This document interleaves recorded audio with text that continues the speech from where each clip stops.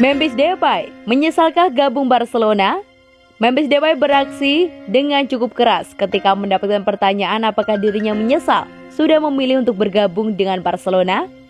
Memphis Depay direkrut Barcelona secara gratis usai kontraknya bersama Lyon habis.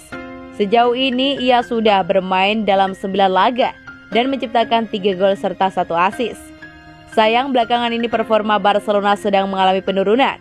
Tim asuhan Ronald Koeman tercatat hanya sekali menang dalam 6 laga terakhir di semua kompetisi. Saat bergabung dengan skuad Belanda, Memphis Depay mendapatkan pertanyaan dari ESPN Netherlands, apakah ia menyesali keputusannya menerima pinangan Barcelona. Depay pun bereaksi dengan cukup keras. Bagaimana Anda bisa menanyakan itu? Balas Memphis Depay kepada sang penanya. Ini Barcelona. Saya tidak berpikir Anda mengerti seberapa besar klub ini dan apa artinya bagi seorang pemain jika Anda pindah ke klub seperti ini. Saya tidak akan pernah menyesalinya, tegasnya. Lebih lanjut, Memphis Depay mengakui bahwa timnya saat ini sedang tak mendapatkan hasil yang diinginkan. Namun pemain 27 tahun tersebut tetap optimistis. Timnya akan segera bangkit. Terlepas dari hasil, saya sangat senang di klub. Ini adalah waktu yang sulit bagi tim. Saya tidak ingin berbicara banyak tentang itu, tetapi orang-orang bertindak seolah-olah musim sudah berakhir, tutur Memphis Depay. Ada begitu banyak laga untuk dimainkan, semuanya masih terbuka. Tapi sebagai pemain Anda merasa bertanggung jawab dan Anda bertanggung jawab. Anda peduli. Setiap pemain bertanggung jawab di Barcelona, itu normal untuk klub seperti Barcelona, tandasnya. Gerard Pique, kapten Barcelona yang bermasalah. Tindakan dan ucapan Gerard Pique sebagai kapten Barcelona mulai mendapatkan kritik besar. Pique tampak lebih mengutamakan kepentingan pribadinya. Perkembangan karir Pique di Barcelona cukup menarik. Dia pernah jadi partner Carles Puyol, lalu menjadi salah satu sosok penting dalam citra klub. Di lapangan, Pique masih layak disebut sebagai salah satu bek terbaik, tapi performanya mulai tidak konsisten. Performa Pique kontra Bayern dan Atletico beberapa pekan terakhir terbilang buruk. Masalahnya menurut Sport, kualitas Pique sebagai kapten menimbulkan keraguan berlebih di ruang ganti Barcelona. Menurut Sport, Pique tampak terlalu nyaman dengan statusnya sebagai kapten. Dia merasa berkuasa di ruang ganti, meski tentu dia juga mendapatkan kritik lebih. Sikap Pique sudah dikritik sejak musim panas lalu, ketika dia tidak segera memangkas gaji untuk klub. Pique adalah salah satu pemain senior, tentu setiap tindakannya akan jadi contoh pemain lain. Pique sempat beberapa kali menolak tawaran jadi kapten. Kini dia jadi salah satu pemegang ban kapten dan tampak kurang mengutamakan tim. Terkadang Pique berbicara ke publik dengan urusan komersial. Terkadang dia membela Puig dan Umtiti, dua pemain yang berbeda di bawah satu agen dengannya. Lebih lanjut, Pique juga tidak menjalin hubungan dekat dengan Ronald Koeman sebagai pelatih.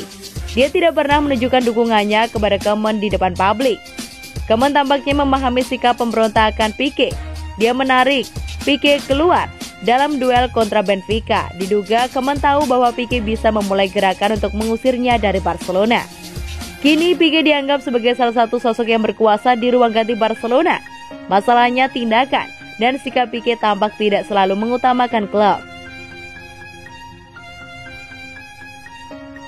Barcelona masih punya cicilan utang transfer hampir 2 triliun rupiah. Barcelona punya satu masalah lain yang bakal membuat Presiden Joan Laporta pusing. Sebab selain prestasi yang belum stabil, klub asal Catalan itu punya cicilan transfer pemain yang sangat besar. Barcelona hanya sekali menang pada 6 laga terakhirnya di semua ajang. 3 kali kalah dan 2 kali imbang. Tentu itu bukan hasil yang bagus. Itu adalah hasil yang sangat buruk. 2 pekan terakhir Laporta dipusingkan dengan berbagai spekulasi masa depan Ronald Koeman. Sempat disebut menimbang mendepak Koeman. Pada akhirnya Laporta memilih mempertahankan Koeman sebagai pelatih. 2 musim terakhir Barcelona cukup bijak dalam bursa transfer. Mereka tak membelanjakan banyak uang untuk membeli pemain. Situasi ini salah satunya terjadi karena krisis finansial yang melanda klub. Sebelum itu Barcelona gemar berbelanja pemain dengan harga mahal. Ada 3 pemain yang dibeli dengan harga di atas 100 juta euro, yaitu Anthony Griezmann, Philippe Coutinho, dan Ousmane Dembele.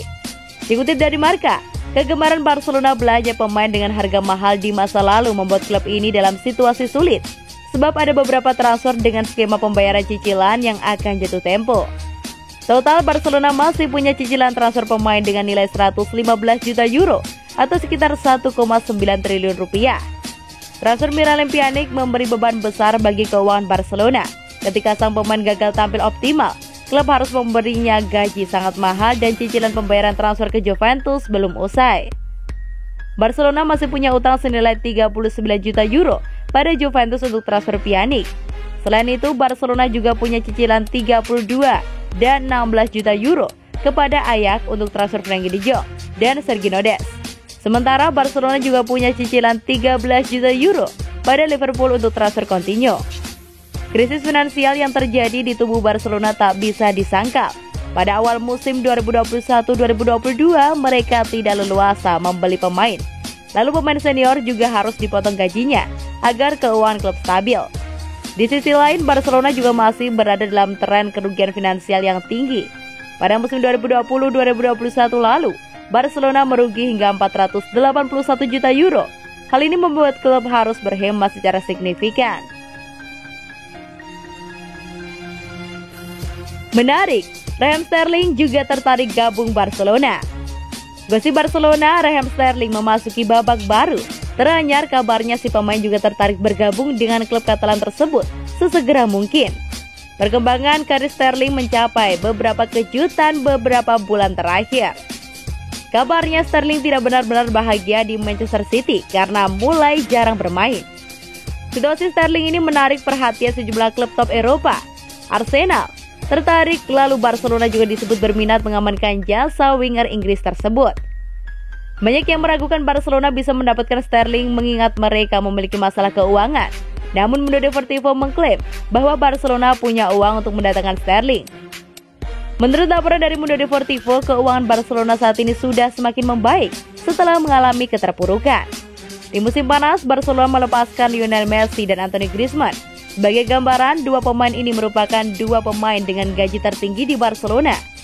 Kepergian mereka membuat Barcelona bisa menghemat uang yang sangat besar dan juga mereka punya slot gaji untuk pemain dengan gaji besar seperti Sterling. Meski begitu, seharusnya Barcelona tidak bisa langsung membeli Sterling di bulan Januari nanti. Menariknya, menurut Sport, Sterling adalah target rahasia Barcelona dalam pekan terakhir bursa transfer kemarin. Saat itu ada gosip bahwa Sporting Director Barcelona, Matteo Alemany, berada di Manchester untuk mendekati Edinson Cavani. Faktanya saat itu Alemany berupaya mendekati Sterling dan Manchester City. Sterling tertarik dan berminat hengkang ke Barcelona, tapi negosiasi batal karena Manchester City gagal mendatangkan striker baru. Saat itu Barcelona mengajukan skema pinjaman yang menguntungkan semua pihak. Meski gagal, negosiasi musim lalu membuat hubungan Barcelona dan Sterling berjalan baik hingga sekarang. Bahkan Barcelona mempertimbangkan peluang merekrut Sterling kembali. Sterling juga disebut ingin meninggalkan Manchester City. Dia percaya bahwa Barcelona bisa memberinya lebih banyak kesempatan bermain, mengingat masalah Blaugrana di lini serang musim ini.